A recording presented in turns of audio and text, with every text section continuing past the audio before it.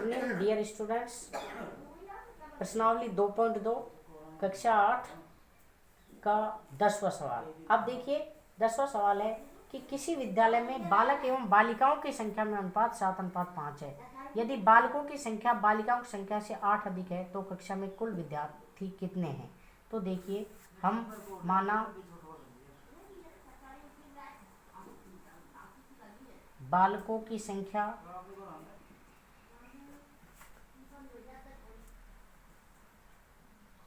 7x मान लेते हैं और बालिकाओं की संख्या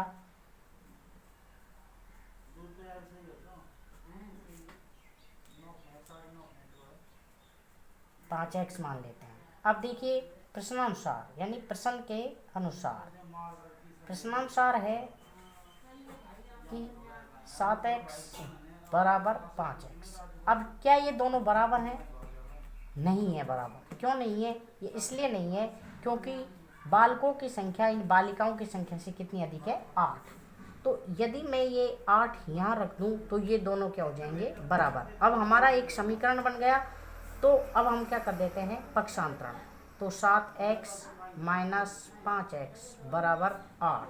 अब देखिए 2x बराबर 8, x बराबर 8/2 बराबर 4 वर्ष। अब ये कह रहा है तो कक्षा में कुल कितने विद्यार्थी हैं? तो कक्षा में कुल विद्यार्थी 7x प्लस 5x बराबर 7 × 4 प्लस 5 × 4 बराबर 7 चौक 28 प्लस 20, 28 और 20 48। अब देखिए 11वां सवाल। 11वां सवाल है कि बाईचुंग के पिताजी उसके दादाजी से 26 वर्ष छोटे हैं और उससे 29 वर्ष बड़े हैं। यदि उन तीनों की आयु का योग 135 वर्ष है तो उनकी आयु अलग अलग ज्ञात कीजिए। तो सबसे पहले हम इस बाईचुंग की आयु x मान लेते हैं। माना बाईचुंग की आयु बराबर x वर्ष। अब देखिए ये कह रहा है कि उसके बाईचुंग के पिताजी उसके दादाजी से 26 वर्ष छोटे हैं और उससे 29 वर्ष बड़े हैं। यानी बाईचुंग से इसके पिताजी कितने वर्ष बड़े हैं? 29 वर्ष। तो पिताजी की आयु यानी बाईचुंग से कितने वर्ष बड़े हैं? 29 वर्ष। अब देखिए दादाजी की आयु। अब देखिए अब बाईचुंग के जो दादाजी हैं वो इसके पिताजी से भी कितने वर्ष बड़े हैं? 26 वर्ष। तो x प्लस 29 प्लस 26 वर्ष। अब देखिए बच्चों प्रश्नानुसार देखिए यदि मैं इन तीनों को 135 के बराबर लिख दूं तो ये दोनों क्या हो जाएंगे? बराबर। तो x plus 29 plus x plus 29 plus 26 बराबर 135। अब देखिए चर राशियों को एक साथ और अचर राशियों को एक साथ। तो 1 2 3 3x हो गए। तो 3x प्लस अब इन तीनों को अचर राशियों को जोड़ लेते हैं। 9 9 18 6 24 का 4 का सिल की 2 2 2 4 2 6 2 8 बराबर 135। अब देखिए पक्षांतरण कर देते हैं। तो 3x बराबर 135 माइनस 84। पक्षांतरण करते हैं तो जो संख्या प्लस की होती है वो माइनस की हो जाती है, जो माइनस की होती है वो प्लस की। तो ये घटा देते हैं 135 में से 84 तो कितने आए? 51। 135 में से 84 घटाए तो 51। अब x का मान निकालेंगे तो x बराबर 51/3 बराबर 17 वर्ष। अब ये x हमने क्या माना थी? बाईचुंग की आयु। तो बाईचुंग की जो आयु हो गई वो हो गई बाईचुंग की आयु x बराबर 17 वर्ष।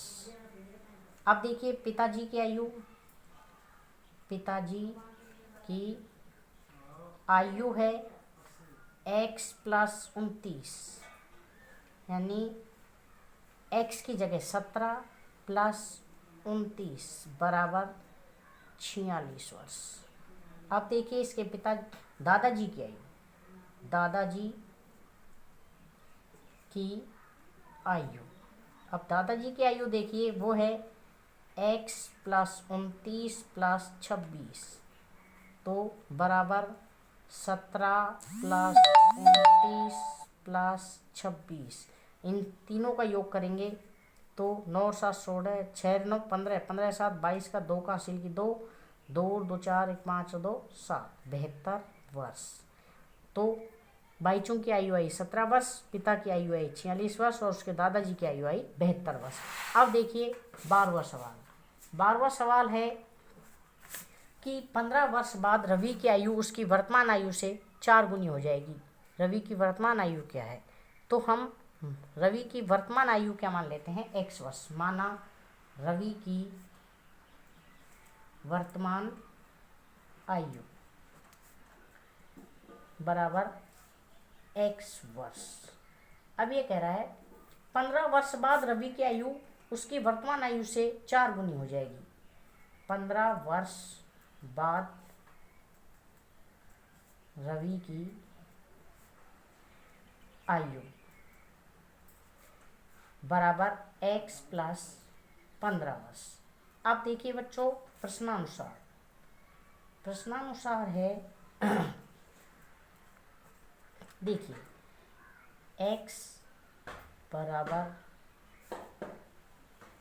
x प्लस 15, क्या ये दोनों बराबर है, नहीं, क्योंकि 15 वर्ष बाद इसकी आयु कितनी गुना हो जाएगी, 4 गुना। तो इसको हम 4 से क्या कर देते हैं, इनटू, तो 4x बराबर x प्लस 15। अब देखिए क्या करते हैं, पक्षांतरण, पक्षांतरण करते हैं तो 4x, ये x इधर आया तो किसका हो गया, माइनस का, बराबर 15 वर्ष।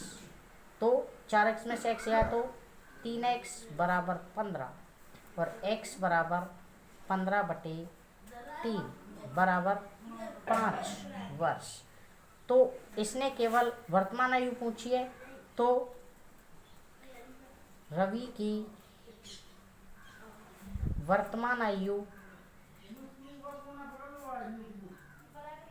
x बराबर 5 वर्ष। यही आपके क्या है आंसर। धन्यवाद।